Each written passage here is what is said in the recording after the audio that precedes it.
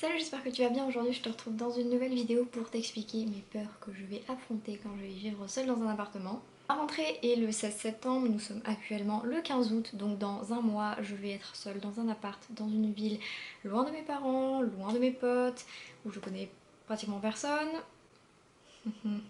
Tu sens l'angoisse là? Ouais. Du coup je suis là un peu pour te dire que je me fais dessus à cette idée. Un truc qui me fait grave peur, c'est que je me laisse mourir comme un cochon d'Inde.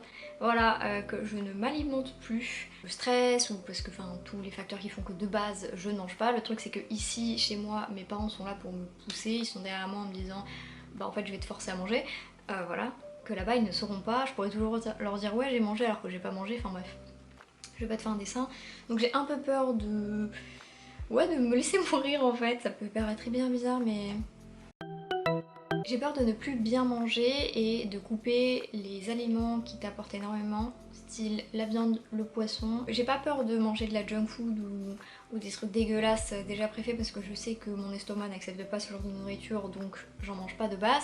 Devenir vegan, ce serait vraiment pas la bonne solution parce que j'ai déjà pas beaucoup d'énergie et pas beaucoup de ressources. Alors j'ai pas de carence, mais quand même, ce serait pas très compliqué d'en avoir. Faut que je fasse attention. Le seul truc c'est que j'ai peur quand je mange de la viande ou du poisson. Je me dis ah mais si la viande elle est pas bonne, si le poisson il est pas bon, genre les fruits de mer et tout, c'est comme ça qu'on chope des intoxications alimentaires. Tu peux difficilement être malade parce que t'as mangé une courgette. En revanche de la viande c'est beaucoup plus facile. Je vais pas aller chez le boucher ou chez le poissonnier pour m'acheter du poisson parce que déjà il y en a pas près de chez moi et en plus de ça bon hein voilà. Au niveau du prix je coûte déjà bien assez cher à mes parents. J'ai peur de développer des insomnies, des crises de panique et de ne pas dormir. Et récemment découvert les crises de panique, ce monde merveilleux que je n'avais jamais encore expérimenté. Moi on m'avait dit ouais je fais des crises de panique, j'étais en mode ça doit pas être cool mais je sais absolument pas de quoi tu parles. C'est bon, j'ai compris, merci, au revoir. Vraiment pas agréable, hein. T'as juste l'impression que tu vas die en fait, donc c'est un peu chiant. Je n'ai jamais dormi toute seule. De toute ma vie, mes parents ne sont jamais partis en vacances sans moi. J'ai jamais été seule dans un appartement ou dans une maison. Il y a toujours eu des gens, même si je dormais chez des potes et qu'on était sans leurs parents, bah, j'étais avec mes potes. Je suis partie au camping avec des amis, bah oui, on dormait sans parents, mais enfin voilà, j'étais pas toute seule. Que là, je vais être seule avec moi-même. Et ça me fait extrêmement flipper parce que j'ai pas l'habitude de la solitude. Enfin, j'ai l'habitude de la solitude dans la journée, je veux dire, je vois pas énormément de monde, donc ça me dérange pas et je me sens pas à l'étroit dans un appartement. Si je sors pas de la journée, ça me dérange pas.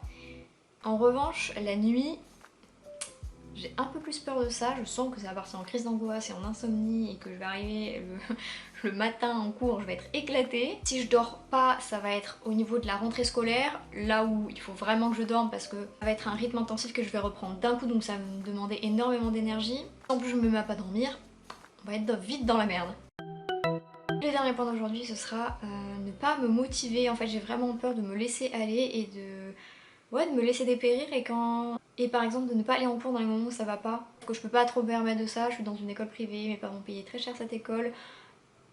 Je vais éviter en fait de ne pas aller en cours, de sécher les cours. En plus de ça c'est le genre d'école où si tu donnes pas un justificatif, ben au bout d'un moment tu te fais vite virer. J'ai pas non plus envie de ça, j'ai payé mon année et je suis pas sûre que tu sois remboursé quand ils te virent. C'est une peur qu'on peut tous avoir, mais si t'es à la fac et que tu rates un cours, c'est pas très dérangeant à la limite. Enfin, à part les frais d'inscription tu payes rien. Là il y a quand même 7000 € en jeu. Donc j'ai pas non plus envie de faire de la merde, mais j'ai vraiment peur de me renfermer sur moi-même et de pas bouger de mon appart. Alors que pourtant je suis dans une grande ville et que quand j'habite à Biarritz, je me plains tout le temps qu'il n'y a rien à faire parce que c'est une ville morte quand c'est pas l'été et que quand c'est l'été, il y a des touristes partout.